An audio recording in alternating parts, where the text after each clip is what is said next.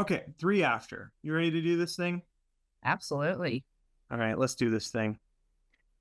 Okay, well, welcome, friends. Thanks for setting time out of your Thursday to be with us, and those who are listening to the recording, whatever day it is for you. Thanks for tuning in, so to speak.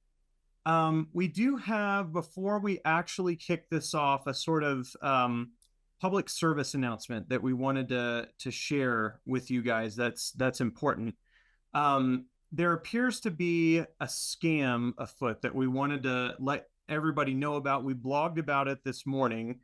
What's happening is bad guys are contacting churches asking to have their email updated to blank, and then they give them whatever email address they have access to, of course. Then they use that to gain access to the system and send emails on behalf of other people. And of course, they have access to personal identifiable information and things. They're likely targeting staff members from the website.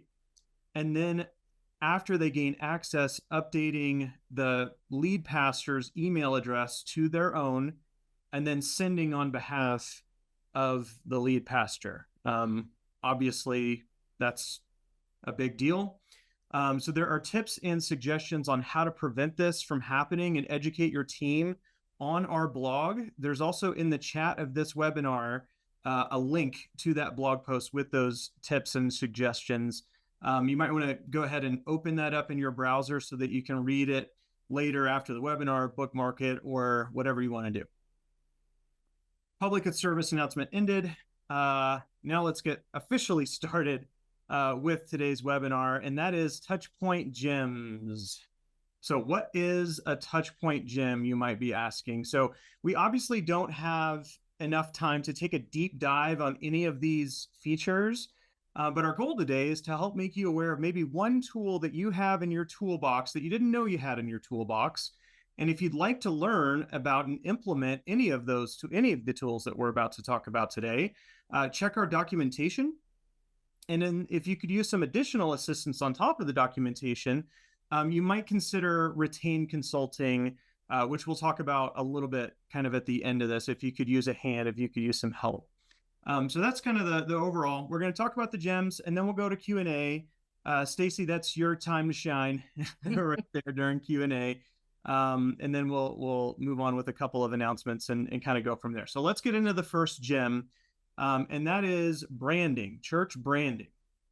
So within your TouchPoint database, you have the ability to update and customize shells. Now, what is a shell? It was a question that I had when I first started at TouchPoint. A shell is the layout and design of a publicly facing page. So as you guys can see, registration forms, giving pages, login pages, check-in backgrounds, these are customizable parts of your system that you guys can kind of make your own and put your church branding on and have them be consistent across all of those things. So in order to find where those are, it's just admin, advanced, and then special content. That's kind of where they all live. And you can find help with the setup of those shells within our documentation. A good title to search within our documentation site is Standard Shells for Online Registrations or Giving Pages. That's the title of the document there. And if you, again, could use some help with those and you have consulting hours, they can help. They can help you get these set up and have them looking just right, just how you want them to have a nice, clean, professional look on all of those screens. So in addition to forms, giving pages, login screens, check-in, you, of course, can update the branding for your mobile app or email templates. We've seen churches do some pretty cool and creative things with different ministries within their church for students or kids or adults, men, women, whatever, in terms of email templates and have those have a consistent look and feel. And then, of course, last but certainly not least, is making sure that you have your logo updated there in the top left corner of your site. And that's found within settings as well, where you can upload your own logo there. So branding, the first gem. Email templates, the second gem. We kind of just talked about this in a sense, but there are some sort of gems within the gem, so to speak. So within your email templates, you guys can implement some replacement codes And now there's a document, again, in documentation, of course, and it's called email/SMS replacement codes. Email/SMS replacement codes. Within this help article, there are literally dozens of replacement codes that you guys can choose from. And it's things like first name, last name. Those are the obvious ones, but there's a whole menu to choose from that can autofill pieces of the software into an email communication or a text message. So you guys can browse that list and see if any would be useful.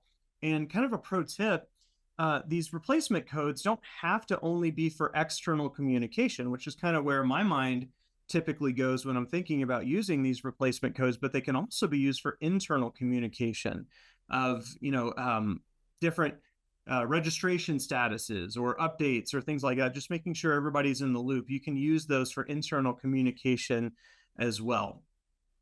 And then tracking is also found under replacement codes. So if you would like to know what the open rate was on an email that's been sent, you need to use the tracking replacement codes in there. Otherwise, there's no way to know. But if you do have those tracking replacement codes in maybe the very, very bottom of that email, then you can start to know what the open rate was on the email, who opened the email, who didn't open the email. So when they say, I get that email, you're like, well, you opened it. So you can have that information available to you. Third gem that we're going to talk about today, and I think we have 16 total gems today, guys. So a nice menu to choose from, is the check-in dashboard. You'd be surprised at how many churches don't know that they've got this in their database. So on Sunday or Wednesday night, it's nice to be able to have a kind of one look shot at the check-in dashboard and where things are right now. So as you can see in the screenshot, how many leaders are checked in, how many members and guests are checked in, how many people have been checked out. You can up the capacity or lower the capacity, and then you can switch a room off, from open to closed if you need to for whatever reason, and kind of filter traffic elsewhere. You can find this check-in dashboard by going to involvements and then reports, and then it's there on the left, check-in dashboard. And then it just provides that nice real-time snapshot. Now, once people start checking in to these different meetings here, then you can click on them to go a step further. And that brings us to our next gem, which is the classroom dashboard. So this is great for classroom leaders, of course, and they can access this from a tablet or a laptop or whatever. From this check-in dashboard, they can see who's on their way back to class. If you guys want to do it that way, they can check kids out. They can edit any notes that are in there. So like, Wyatt forgot his jacket and then he picked up his jacket. Now we can edit that note and take it out. And then you can also text parents from this classroom dashboard. Now you do need to have a Powered by Text or Twilio account set up, of course, to use that feature. But once you do, you can do that right from here. You can move kids to a different class from this classroom dashboard. And then you can also view family details. So who are the parents? What are their names? What are their phone numbers? Does the kiddo have a birthday coming up? All of those types of things can be accessed from the classroom dashboard. Reply words. Uh-oh. Building check-in. I don't have that in my notes. It just went twice. Oh, it went twice. Gotcha. Do we have building? Okay. Let's go back to building real quick. Sorry, guys. I messed up my notes. Sorry. You're good. It's like I'm One Direction. You're doing, yeah, no problem. Perfect. Here we go. Appreciate you, Stacey. Sorry about that.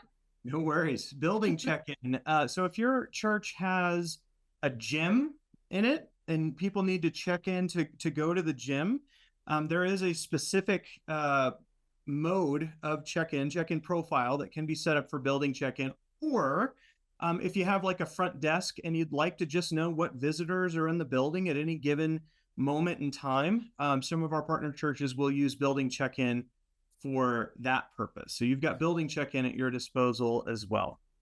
Okay, now reply words. Perfect. Here we are. That one's on me. All right. When you partner with Powered by Text or Twilio, you get this functionality of reply words. So what this is and how it works is I can tell the congregation to text the word here to 1, 2, 3, 4, 5, 6, or whatever the number is, whatever your assigned number is. And that can mark them as having attended that specific meeting. So it's a great way to kind of have a ballpark idea. Of course, you might not get 100% compliance on that, but you can have a ballpark figure. Or you can add people to an involvement with a reply word. You can have them RSVP for something for a reply word. Or you can say something like, if you'd like more information about X, say college ministry, text the word college to 1, 2, 3, 4, 5, 6, and then you can have an auto reply go immediately to everybody who texts in asking for that information. So I think reply words are awesome. It really, really cool functionality. Where you find them in the system: admin, communication, SMS log, and then there's a tab that says reply words, and that's where you can view and manage and create those reply words. Did I miss anything in that, Stacy? Am I doing good? I think you did good on that. Okay, cool. Thanks. You're just saying that. All right, status flags and saved searches. You guys probably know about saved searches, and a lot of our partner churches are using, almost all of our partner churches are using saved searches, but there are sort of levels to saved searches, as you might already know. So creating status flags within TouchPoint allows you guys to have these things show up on a person's profile. So for example, we see with our cat friend here, Mr. Jose Davis, that he has the status flag of connected here within the mobile app. You guys, your team, gets to decide what constitutes connected for your church. So you can set up a saved search and then turn that saved search into a status flag. And then from there, you can choose whether or not to make that status flag a badge, which is what we're seeing here. These are badges. And then, of course, on the people record, the green, we see member and connected for Mel Anderson there. I don't know if you guys can see that. You might have to get really close to your computer, but those are in there. So you guys can have a quick reference of kind of what this person's story is and where they are in their journey of their engagement within the church. And then the last step in that is the picture border. So let's say, as an example, you guys wanted to create a status flag for visitors, and then you wanted to make that status flag a badge, and you also wanted that to show up as a picture border. Well, then you can choose your color and have a green, let's say, ring around every visitor's profile photo. So that way you can have that quick reference as you're kind of surfing around the software to see if our friend Mel is a visitor, if she's a member, or however you guys want to play that. But you've got all those tools in your toolbox there. And then the next step beyond that is you can even assign a point value to these status flags, and those point values will, what's the word? Amalgamate? Do the math. They will. Yeah, they will consolidate those point totals into an engagement score. So again, highly, highly customizable. You and your team get to decide what engagement means or looks like at your church. So then you assign point values for the status flags that are kind of the key core pieces of engagement. And then you'll have these engagement scores show up on people profiles.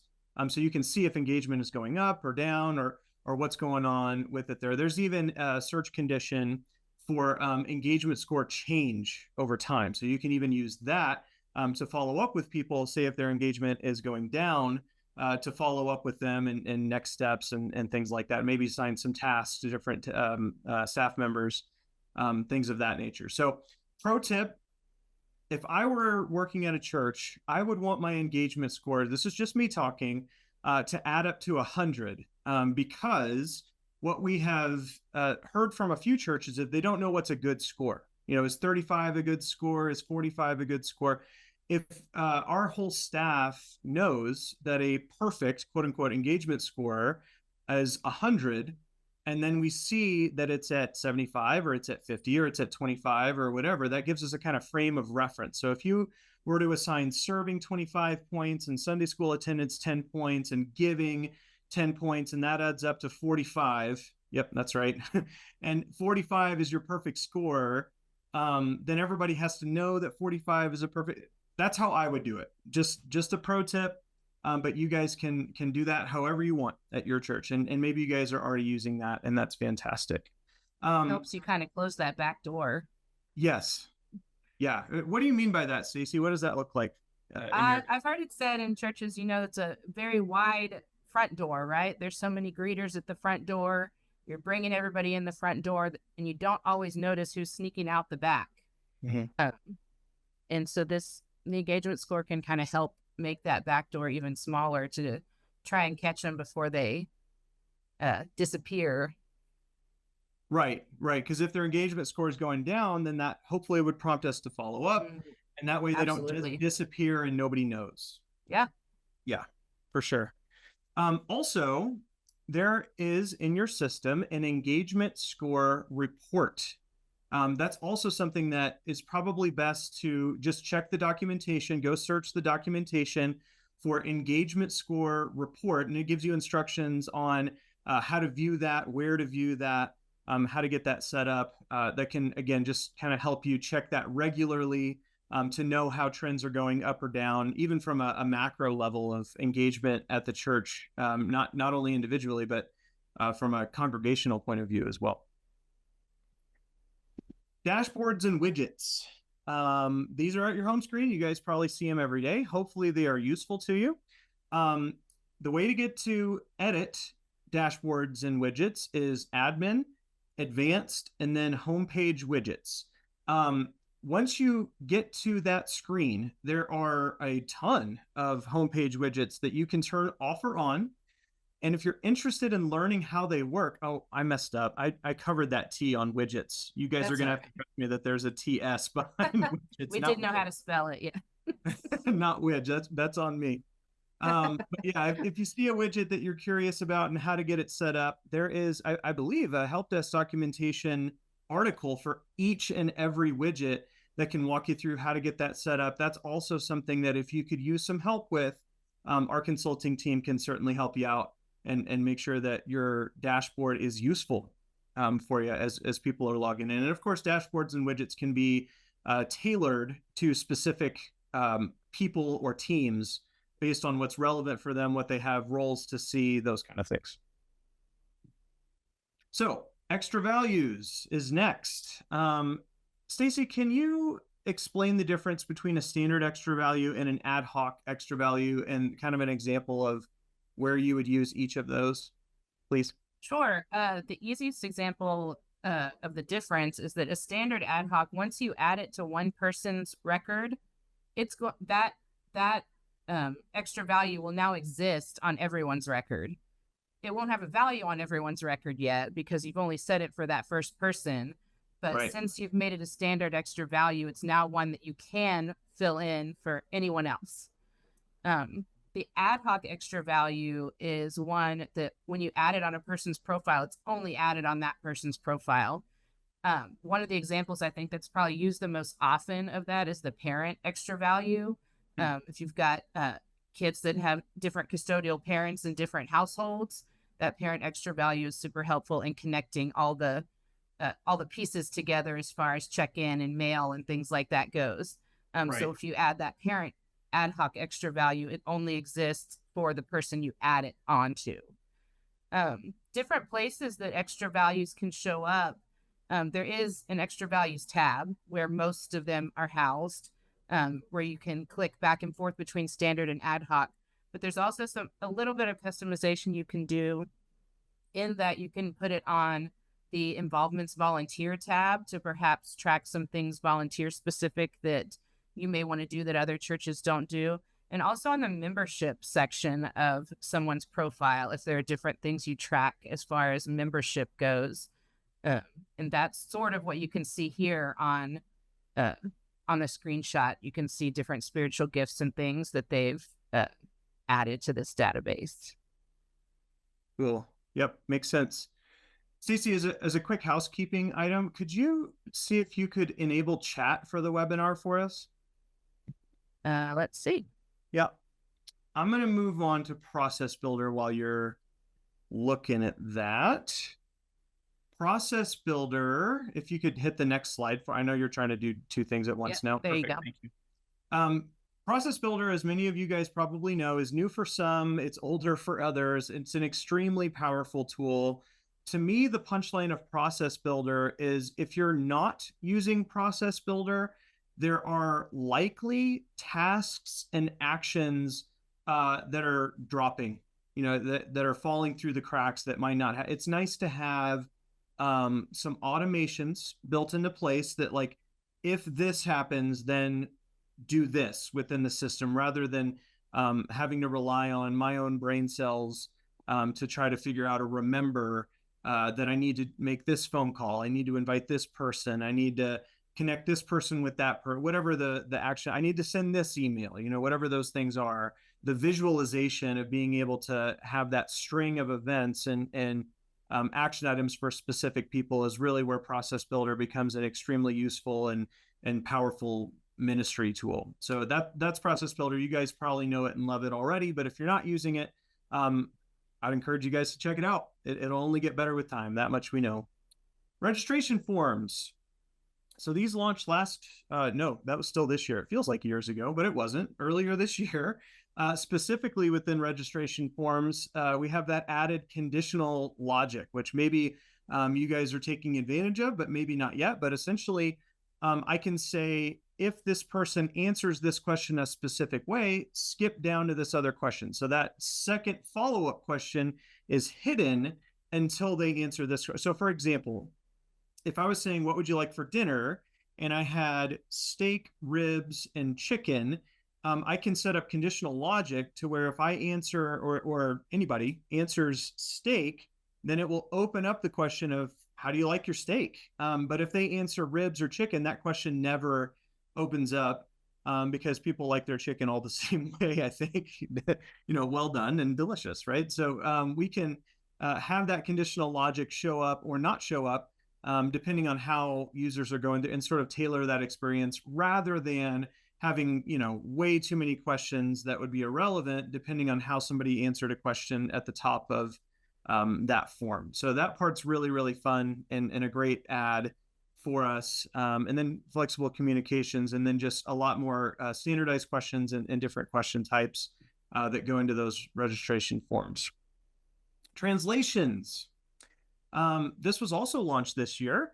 You can find it admin, advanced, and then translations. And obviously, if you guys have a multilingual campus, this can be used for Spanish and other languages. They don't have to be used for other languages, though. And this is kind of the pro tip that's hidden within this gem. If you want to customize the language, the wording of a certain part of the software, check translations first. So for example, and Stacey, you shared this with me earlier, so I'll cite my sources. Campus can be translated to congregation. If your church is not multi-site and you don't have campuses, you can make changes like that. So if there's a part of the software that doesn't really make sense in your context, check translations to see if that can be updated or switched or changed within your site to have it be more tailored specifically for your church. And then batch actions. A lot of people don't know about this one in my experience. So this is found under admin and then tools. And basically this can be a massive time saver, but with great power comes great responsibility. So we've got kind of 1 and 2 here, mass updating people records and copying involvements. Those are the ones found under admin and then tools. Where you can do exactly, so you can pick a field and then mass update all, instead of going 1 people record at a time or 1 involvement at a time, you can mass update these things.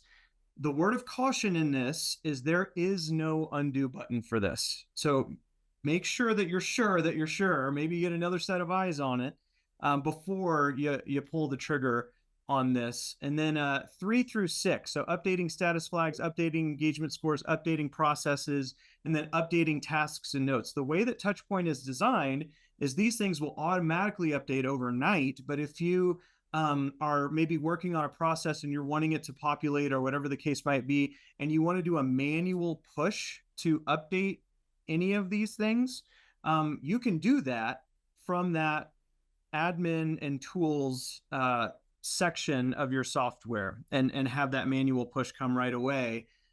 So that way you're not having to wait for those things. Would you add anything to that, Stacy? No. Cool. Awesome. Okay, so tasks and notes is next. If your team isn't using tasks and notes, friends, there is a better way. There's a better way to communicate who needs to do what and when it's due, and making sure that we're sharing communication and it's not getting lost in a text thread or an email inbox and not spread across the whole team. It just, if you're not using tasks and notes, there's a better way. And I would highly suggest that you and your team make the culture change to implementing tasks and notes into your day-to-day workflows. Recipes. Lots of people don't know about this one either. So recipes are found within our help desk documentation as well.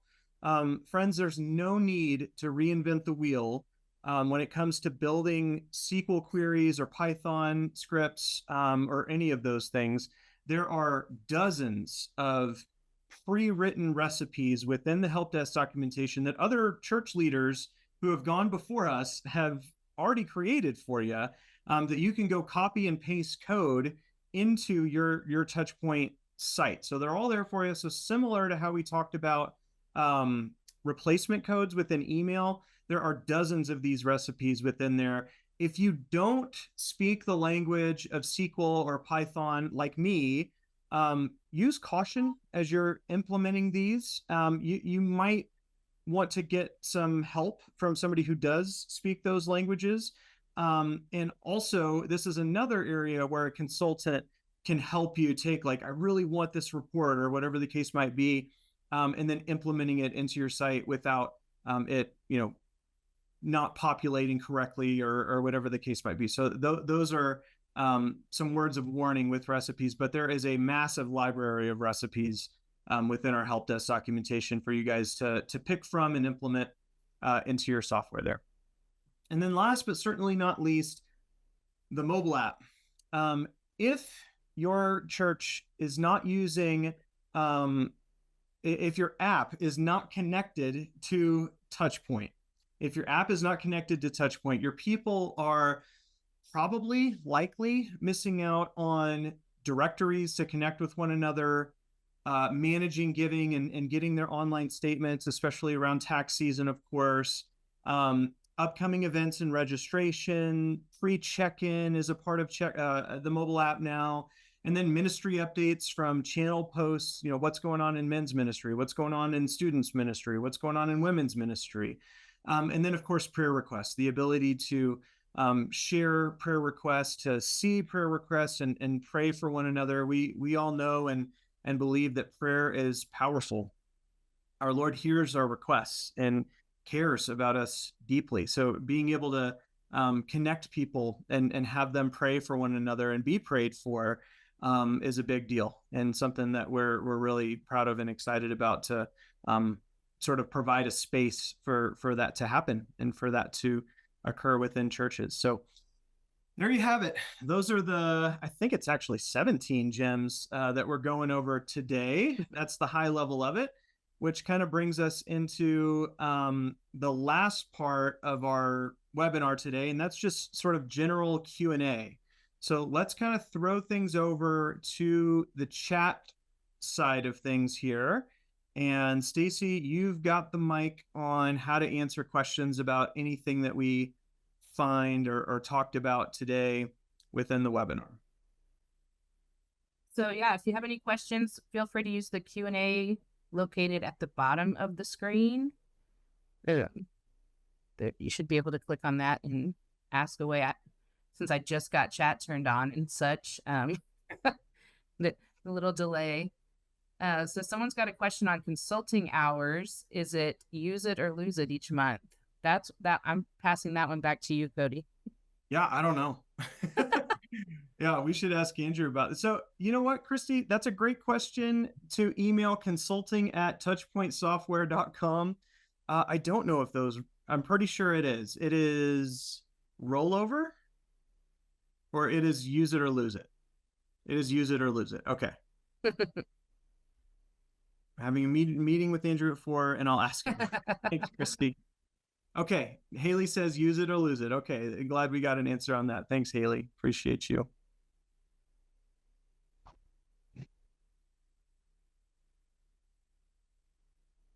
But do you have any questions they've been dying to ask about any of these gems? I'd be curious to know, was there at least one thing that you didn't know about that you learned about from today's webinar? So is building check-in feature an automated system, or do you update it manually? Building check-in, it's its own check-in profile. So when you're building your check-in profiles, building check-in is one of the options. And so when you select that, there's a few different options that aren't there for the other check-in profile types. That's where you can kind of add the activities that people might be checking into. So we use the gym as an example because people might be coming to take like a fitness class, or they might be coming to use the gym equipment or things like that. But if you were using it for like visitors checking in at your church during the week, it could be like meeting a staff member or grabbing coffee from the coffee shop, just so you have an idea of who's in the building. But once you build that building check-in profile, it's available to use, and you can set it to be open to your entire church, or you can set it to be limited to only people within a certain status flag.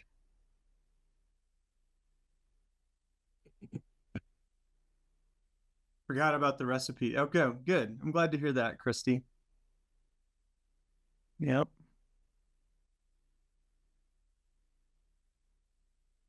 Anything else, friends? I'll just tag on to that building check-in because there's two different screens you can look at. Like one is the check-in screen that looks like any other check-in screen where you enter your phone number and check yourself in. The other screen is called the attendant dashboard. So just another dashboard. It's called the attendant dashboard. And that's what maybe the staff member on the other side is going to be viewing. So you see like all the people who have checked in and what they've checked into. Oh, hey, we've got questions in Q&A. This is from Jenny Johnson. Do translations apply to the 3.0 app as well? The settings notification section doesn't seem to get translated when switching language. I don't know the answer to that. Do you know the answer to that? I don't. Yeah, I can. Jenny, we will follow up with you. We will follow up with you, Jenny. Yep, good question. And then our buddy Ben, Ben Swaby, is there a way to dive into engagement scores from a 50,000-foot view in?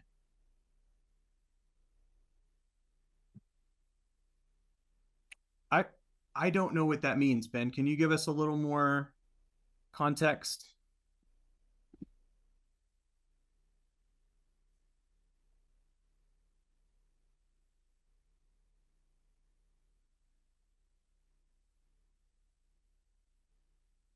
And of course, we can dive into other questions if you guys have them. I imagine Ben is typing right now really fast. Way to dive into engagement scores from a 50,000-foot view.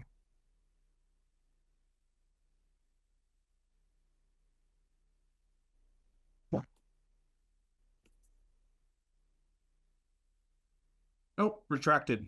No, you answered the other one. Never mind. Yes.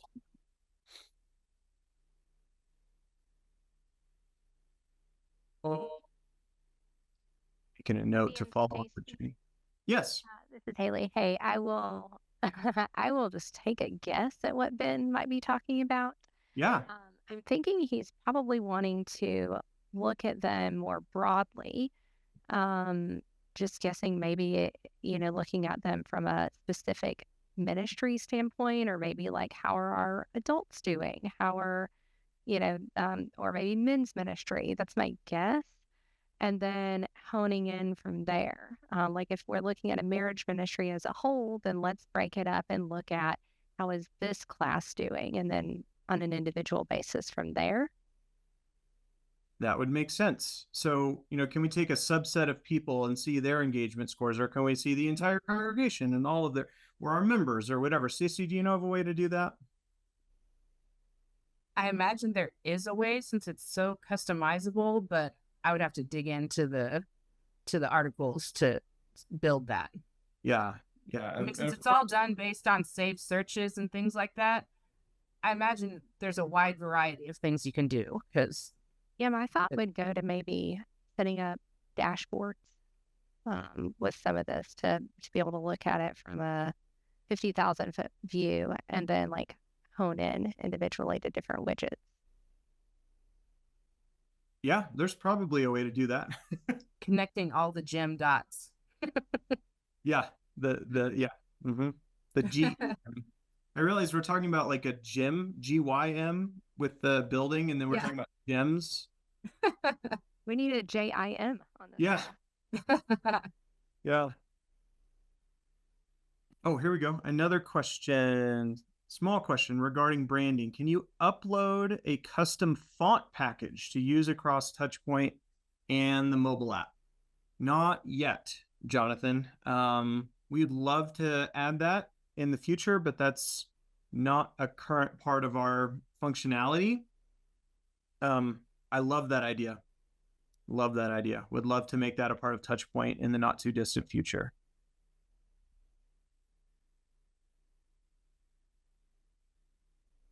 Okay, since we have the next 20 minutes, I think we'll just sit silently for 20 minutes and wait for the clock to run out. Okay, Ben says she's hitting it right on the head. I can do it programmatically, just hoping it would be something natively. Yeah, so a native widget that can show engagement scores for this or that. Yeah, we're gonna have to get back to you guys on that and how that can be done. I feel fairly confident that, all the data is there. Obviously, it's just a matter of getting it to populate a widget or a report or something along those lines. So I'm sure people that are smarter than I am have already figured this out. And so, Ben, we'll get back to you on that, and then maybe share it in Discord or something along those lines so everybody can know about it.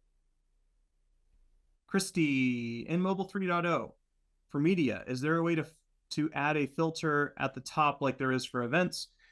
That is in the roadmap for next year. It is on the way. So obviously we have the sort of tab structure within media, but there's filtering by speaker or by book of the Bible or whatever is not current functionality, but it is squarely in our roadmap for 2025. So we're excited to add that for you guys. It is on the way.